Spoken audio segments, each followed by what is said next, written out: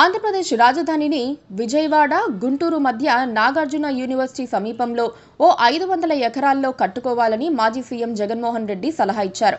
అసలు అమరావతిలో కట్టడానికి, నాగార్జున యూనివర్సిటీ దగ్గర పెట్టడానికి తేడా ఏంటో ఆయన చెప్పలేదు. అంతేకాదు తన 3 రాజధానుల విధానం కూడా ఆయన మాట్లాడలేదు.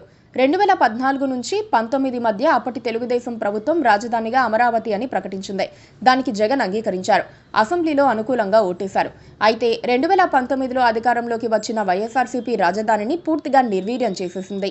దానిని సమర్థించుకోవడానికి 3 రాజధానులు అనే నినాదం తెచ్చింది. అమరావతిలో అసెంబ్లీ, వైజాగ్లో ఎగ్జిక్యూటివ్ క్యాపిటల్, కర్నూలుకు న్యాయ రాజధాని అంటూ ప్రచారం చేసుకొచ్చింది. చివరికి అన్ని ప్రాంతాల్లో తుడిచిపెట్టుకుపోయింది. ఎన్నికల తీర్పుతో ఇప్పుడు అమరావతిని కాదని చెప్పలేని పరిస్థితి ఆయనది. అలాగని ఒప్పుకోవడానికి కూడా అహం అడ్డొస్తోంది.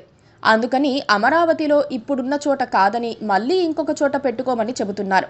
వైఎస్ఆర్సీపీ అధికారంలోకి వచ్చిన తర్వాత అమరావతిని పూర్తిగా వ్యతిరేకించింది. దాదాపు 7 నుంచి 8 వేల కోట్ల రూపాయల పనులు జరిగిన తర్వాత ప్రాజెక్టును పక్కన పెట్టేసింది. అమరావతి పనులన్నీ అర్ధాంతరంగా ఆపటంతో పాటు రాజధానిపై నెగిటివ్ ప్రచారం కూడా చేశారు. ముందుగా ఆ ప్రభుత్వంలో మంత్రి అమరావతిని శ్మశానమన్నారు. ఆ తర్వాత నుంచి ఒక్కొక్కరుగా వ్యతిరేకించారు. అసలు అమరావతి వద్దంటూ అక్కడ దీక్షలు చేయించారు. అమరావతి రైతుల దీక్షను అణచివేశారు. 3 రాజధానులతో మేలు చేస్తామని చెప్పారు. కానీ ఈ పనిలో వైఎస్ఆర్సీపీ సక్సెస్ కాలేకపోయింది. 3 రాజధానులపై జనాల్లో సానుకూలత రాలేదు.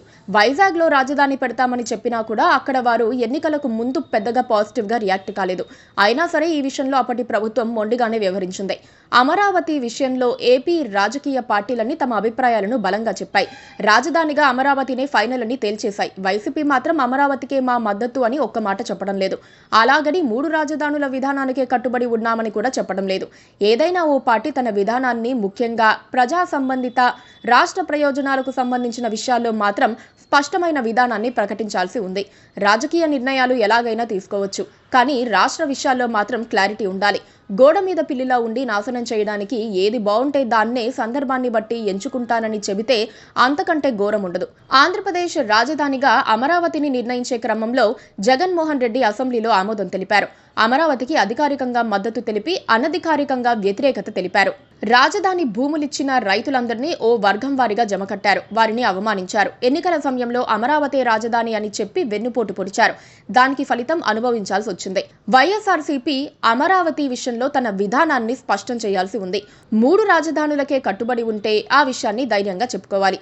అమరావతిలో లెక్కలేనంత అభివృద్ధి జరుగుతోందని చెప్పి ఇతర ప్రాంతాల్లో రెచ్చగొట్టే పనులు చేయడానికి దొంగ రాజకీయాలు చేస్తే అంతకంటే రాష్ట్ర ద్రోహం ఉండదు. అమరావతి అనే కాదు, ఏ రాజధాని అయినా రాష్ట్ర ప్రజలందరిది. దీన్ని వైసీపీ గుర్తించాల్సి ఉంది. Please subscribe to